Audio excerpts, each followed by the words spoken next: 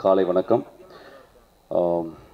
From the போஸ்டர்ஸ்லேருந்து பார்க்கும்போது ரொம்ப லஷ்ஷாகவும் சம்ச்சுவஸாகவும் வந்துச்சு. ரொம்ப தைரியமாக டைரக்டர் வந்து டைரக்டட் பைன்னு போடாமல் ட்ரிப் பைன்னு போட்டிருக்காரு. அதுக்கு ஒரு பெரிய அப்ளாஸ் கொடுக்கலாம். ஒவ்வொரு கதையும் ட்ரிப்பு தான். இது ஒரு புறவாழ்வில் இல்லாமல் அகவாழ்வில் போகிற ஒரு ட்ரிப்பு. ஒரு பீயிங் ஸ்டோன்டுனா எனக்கு என்னென்னு தெரியல. கொஞ்சம் தண்ணி அடிச்சிருங்க, கொஞ்சம் தெரியும்.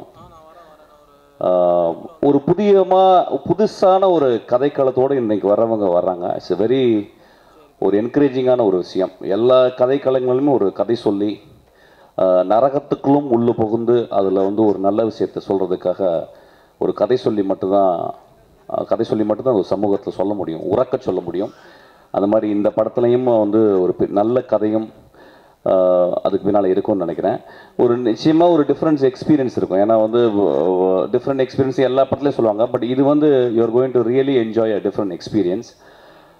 பரத்தை பற்றி சொல்லணும்னா வந்து ஒரு எப்பயுமே ஒழிச்சுக்கிருக்க ஒரு கலைஞன். அதுக்காக ஒரு பெரிய அப்ளாஸ் கொடுங்க அந்த கலைஞனுக்கு. ஆக்சுவலி நடுவில் சில நாள் படங்கள் மோசமான இருக்கும்போது வந்து ஒரு தடவை என்னை வந்து பார்த்தாரு. நான் ப்ராமிஸ் பண்ணுறேன், வெகு சீக்கிரத்தில் நான் வந்து பரத்தோடு நான் ஒர்க் பண்ணணுன்னு நான் ப்ராமிஸ் பண்ணுறேன். ஆக்சுவலாக நான் பிசாசு பரத்தோடு தான் பண்ண வேண்டியது, கொஞ்சம் தள்ளி போயிடுச்சு. அதுக்கப்புறம் இந்த படத்தில் நான் கேட்ட பாடல்கள் ஆக்சுவலி அது பர்டிகுலராக அந்த எஸ்டிஆர் பாடலில் வந்து அந்த 2 பிஜிஎம் வந்து ரொம்ப ரொம்ப மெச்சூராக இருந்துச்சு. ஒரு ராஜா சார் பாட்டு மாதிரி இருந்துச்சு. ஐ திங்க் மெட்ராஸ் அவங்க அந்த ஆர்கெஸ்ட்ராலாம் பண்ணியிருக்காங்க. ரொம்ப இனிமையாக இருந்துச்சு. நான் ரொம்ப பாடல்கள் கேட்குறது கிடையாது. பட் இந்த பாடல் கேட்கும்போது நான் வீட்டில் போய் நிச்சயமாக இந்த பாட்டை நான் நிச்சயமாக கேட்பேன். என்னுடைய இதில் வந்து ரொம்ப நல்லா இருந்துச்சு. ஒருவேளை நானும் அவர் கூட நான் ஒர்க் பண்ணலாம். I am looking forward to work with thing. அப்புறம் இங்கே வந்ததன் நோக்கம் வந்து எப்படின்னா வந்து நாங்கள் ப்ரொடியூசர் கவுன்சில் தேர்தலில் நிற்க போகிறோம். ஒரு செல்ஃபிஷ் ரீசனுக்காகவும் நான் இங்கே வந்திருக்கேன். நான் இது வரைக்கும் இந்த மாதிரி எனக்கு தேர்தல்லாம் என்னன்னே தெரியாது. நான் போட்டியே போட்டது கிடையாது. வாழ்க்கையில் வந்து என்றைக்குமே ரேங்க் எடுத்ததே கிடையாது. நான் 12th எழுதிக்கிட்டே இருக்கும்போது 10 நிமிஷத்தில் வெளியே நடந்து போயிட்டேன். ஏன்னா போர் அடிக்குதுன்னு. ஏன்னா எழுதும் போது யாரோ ஒருத்தர் மார்க் போகிறாங்க, யாரோ ஒருத்தர் எங்கள் அப்பா சொல்கிறாரு, நீ ஒரு பெரிய ஆளாயிடுவேன் நீ 12th எழுதுனா. நான் ஆகவே மாட்டேன். ஆக்சுவலாக நான் 12th ஃபெயில் ஆனது தான் நான் வந்து டைரக்டர் ஆனேன். அதில் வெற்றிகள் மேல் நம்பிக்கையே இல்லை. தோல்வியே மனிதனை வந்து உயர்வுக்கு கொண்டு வரணும் நான் ரொம்ப நம்பினேன். என்னுடைய 10 படங்களில் 8 படங்களில் 9 படங்களில் நிச்சயமாக ஒரு 6 படங்கள் தோல்வியாக இருக்கும், 2 படங்கள் பெரிய வெற்றியாக இருக்கும். பட் அது அல்ல ஒரு கலைஞனுக்கு. இன்றைக்கி நான் வெற்றி பெறணும்னு ஆசைப்பட்றேன். ஏன்னா விஷால் என் கூட இருக்கிறதுனால. இது வந்து இந்த மேடையை எங்கள் பிரச்சார மேடையையும் நான் தைரியமாக உபயோகித்துக் கொள்கிறேன். இந்த மேடை ஒரு ப்ரொடியூசர், எனக்கு தெரியும் எங்கள் ப்ரொடியூசர் வந்து எவ்வளோ கஷ்டப்பட்டு படம் பண்ணி வந்திருப்பாங்கன்னு எங்களுக்கு தெரியும். ஆக்சுவலாக இந்த படத்தை கொண்டு போய் சேர்க்கறதுக்கு எவ்வளோ கஷ்டப்படுவாங்கன்னு எங்களுக்கு தெரியும். நானும் 2 படங்களை எடுத்த ஒரு தயாரிப்பாளர். நாங்கள் தயாரிப்பாளர் சங்கத்தில் நடிகர்கள், இயக்குனர்கள், ப்ரொடியூசர்கள் எல்லாம் சேர்ந்து நிற்கிறோம். நாங்களும் ஒரு ப்ரொடியூசர். எங்கள் டீமை பார்த்து 2 குற்றச்சாட்டு சொல்கிறாங்க. அதை நான் பதிவு பண்ண போகிறேன். பத்திரிகையாளர் எங்களுக்காக வெளியே போய் சொல்லணும். இது வந்து தமிழ் சினிமாவுக்கு மட்டும்தான் நாங்கள் பேசுகிறோம். இது வந்து சினிமா அல்லாதவர்களுக்கு வெளியே வந்து ஒரு லே ஆடியன்ஸுக்கு பேசலை. ஏன்னா பிரச்சாரமாக தெரியும். ஒரு மேடையில் நின்று பேசும்போது, ஒரு யூடியூப்பில் பார்க்கும்போது ஒரு மிட் க்ளோஸ்அப்பில் தான் நாங்கள் பேசுகிறது தெரியும். இந்த மேடையில் வந்து நான் வந்து கிட்டத்தட்ட ஒரு 1000 பேர் உட்காந்துருக்கீங்க. ஒரு லாங் ஷாட்டில் தான் தெரியும். ஒரு மிட் க்ளோஸில் பேசும்போது அது ஒரு பிரச்சாரம் மாதிரி தெரியும்.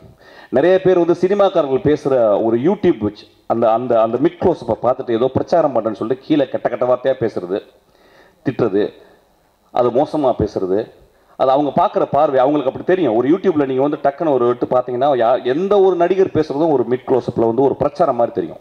இது பிரச்சாரம் இல்லை, இது சினிமாக்குள்ளே மட்டுமே பேசுகிற பிரச்சாரம். இது யாராவது யூடியூப்பில் பார்த்தீங்கன்னா தயவுசெய்து அதை காதில் வாங்கிட்டு போயிட்டே இருங்க. இந்த படம் பெரிய வெற்றி அடையணும். இந்த படம் பெரிய வெற்றி அடையும். ஏன்னா அந்த பார்க்கல இந்த சம்ச்சுவஸ் விஷுவலை பார்க்கல வந்து இது ஒரு தடவை நீங்கள் தேட்டரில் வந்து பார்க்கணும். இந்த ட்ரிப்பை you have to enjoy. You have to come to the theatre. You have to enjoy. You cannot watch in DVD or you cannot watch in any other medium. இதெல்லாம் சொல்லிட்டு நான் எதை சொல்ல போகிறேன்னா, இந்த மேடை ரொம்ப முக்கியமான மேடை. இந்த மேடைக்கு நாங்கள் ஏப்ரல் 3ஆம் தேதி நான் விஷால் எல்லாருமே நாங்கள் இங்கே வருவோம். கைதட்டுங்க. நாங்கள் தான் வின் பண்ண போகிறோம். இந்த மேடையில் என்ன சொல்ல வந்தேன்னா, ரீசெண்டாக வந்து தனி மனித விமர்சனம் பற்றி பேசும்போது நிறைய பேசினாங்க. எங்கள் அணியில் தனி மனித விமர்சனம் நாங்கள் பேசலை. ஆனால் ரொம்ப கொடுமையான இது வந்து நேற்று வந்து என்னுடைய தம்பி, நான் வந்து ஒரு படம் ஒர்க் பண்ணுறதுக்காக நான் விஷாலை பற்றி பேசலை. நான் இது வரைக்கும் எந்த ஒரு பெரிய நடிகனோட நான் ஒர்க் பண்ணதே கிடையாது. 8 வருட காலங்களாக நான் விஷால்கிட்ட ஒர்க் பண்ண சொல்லி கடைசியில் வந்து ஆனால் நீங்கள் என் கூட ஒர்க் பண்ணணும்னா சொல்லி நாங்கள் 2 பேரும் முடிவு பண்ணி ஒர்க் பண்ணோம். இந்த 6 மாத காலம் இந்த மனிதனோடு, என்னுடைய தம்பியோடு, அந்த 6 மாத காலம் அவனோடு அப்படியே பக்கத்துலேயே இருந்து பார்த்தேன். அவன் நல்லது மட்டுமே செய்யணும்னு நினைக்கிறான். இந்த தமிழ் சினிமாவுக்கு நல்லது மட்டுமே செய்யணும்னு நினைக்கிறான். 24 மணி நேரம் ஃபோனில் யாராவது ஒருத்தவங்க வந்து ஏதாவது ஒன்று கேட்டுக்கிட்டே இருப்பாங்க, அதை கொடுத்துக்கிட்டே இருக்கான். ஆக்சுவலாக சின்சியர் ஹியூமன் பீயிங் ஆக்சுவலி. அதனால தான் நான் கூட இருக்கேன், வேற யாருமே உரிமை இல்லை. இந்த தேர்தலில் நான் வின் பண்ணிட்டு நான் ஆக்சுவலாக விஷால்கிட்ட கேட்க போறேன், நான் வெளியே போயிடுறேன். சும்மா ஒரு உட்கார்ந்து கூட ஒர்க் பண்ணிட்டு கூட நான் போயிடுறேன். எனக்கு தேவையே கிடையாது. எனக்கு ஓட்டுகளே தேவை. எல்லா ஓட்டுகளையும் இந்த மனிதனுக்கு கொடுங்க. ஆக்சுவலி எல்லா ஓட்டும் இந்த அணிக்கு கொடுங்க. நேற்று ரொம்ப கேட்கும்போது வந்து ஒரு வார்த்தை கேட்டேன், வந்து உடம்பு முழுதும் விஷத்தை வைத்துக் கொண்டிருக்கிறான் விஷால். ஏன்னா வீணு போட்டால் உடனே பக்கத்தில் ஒரு நம்ம எப்பயுமே எதுக்கு போனே பேசுவோமே, ஆனால் விஷம் வைத்திருக்கிறான்னு இந்த மனிதனை பற்றி சொல்கிறாங்க, இந்த குழந்தையை பற்றி சொல்கிறாங்க.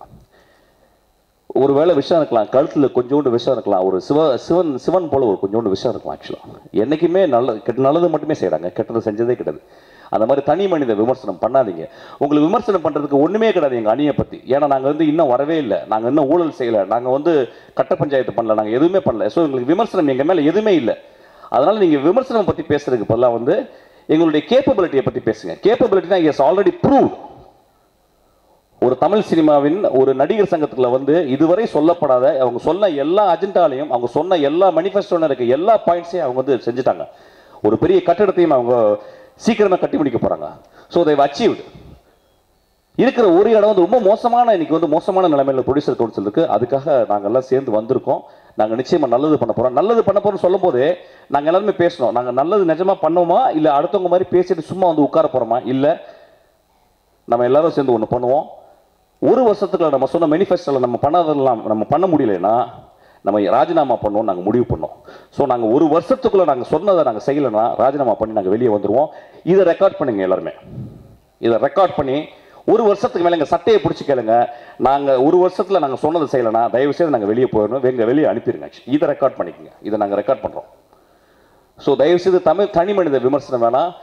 இந்த சினிமாவுக்கு நல்லது பண்ணணும். நான் நிச்சயமாக நல்ல படம் தான் எடுத்துக்கிருக்கேன். 10 படம் நல்ல படம் தான் எடுத்திருக்கேன். நான் ஒரு படத்தில் கூட ஒரு பெண்ணை பற்றி மோசமான ஒரு சித்தரிச்சோ இல்லை ஒரு கேவலமான ஒரு விஷயங்களை சொல்லி மக்களை ஈர்த்தோ நான் எந்த படமும் பண்ணல. நான் ரொம்ப சின்சியரான படம் தான் பண்ணியிருக்கேன். அதை நீங்கள் துப்பறிவாளன் பார்த்தா தெரியும். துப்பறிவாளன் ரொம்ப சின்சியரான படம் தான் பண்ணியிருக்கேன். ஸோ நான் இந்த சினிமாவை ரொம்ப நேசிக்கிறேன். நான் சினிமா எடுக்கும் பொழுது நான் லாபம் சம்பாதிக்கிறேன் எடுக்கல. நான் வந்து ஒரு ஓனாய் ஆட்டுக்குட்டியோ அல்லது வந்து நான் வந்து ஒரு நந்தலாலாவோ ஒரு சினிமாவை வந்து ஒரு கிளர்ச்சி ஆக்கி நான் வந்து சம்பாதிக்க விரும்பல. சின்சியரான ஒரு படம் பண்ணேன். என் லைஃப்ல பெஸ்ட் சினிமா படங்கள்னா 2 படம் தான் சொல்லுவேன். அது ஓனாய் ஆட்டுக்குட்டி, நந்தலாலாவும். ஸோ நான் இந்த இடத்துக்கு வந்து இந்த ப்ரொடியூசர் கவுன்சிலில் போட்டி போறேன்னா அதுக்கு ஒரு பெரிய காரணம் இருக்கு. அவ்வளவு அவமரியாதை செய்யப்பட்டேன் என்னுடைய ப்ரொடியூசர் கவுன்சிலில். இந்த 2 படங்களுக்கு நான் வந்து இந்த ரிலீஸ்க்காக நான் நின்று ஒரு வருஷம் நின்று நான் பட்ட கஷ்டம் எனக்கு தான் தெரியும். இந்த கஷ்டம் இன்னைக்கு வர்ற ப்ரொடியூசருக்கு, இனிமேல் வர்ற ப்ரொடியூசருக்கு, வந்து போய் நொடிஞ்சு போன ப்ரொடியூசருக்கு வரக்கூடாது அப்படின்ற ஒரே காரணத்துக்காக தான் நாங்கள் ப்ரொடியூசர் கவுன்சில் வரோம். ஸோ எங்களுடைய இந்த வேள்வி வந்து ரொம்ப சின்சியராக தமிழ் சினிமாவை காப்பாற்றணும்னு நினச்சிக்கிட்டு பண்ணுற வேள்வி. தயவு செய்து இதை மோசமாக பேசாதீங்க. தேர்தலில் சந்திங்க, தேர்தலில் நீங்கள் பேசுங்க, நியாயமாக பேசுங்கள்.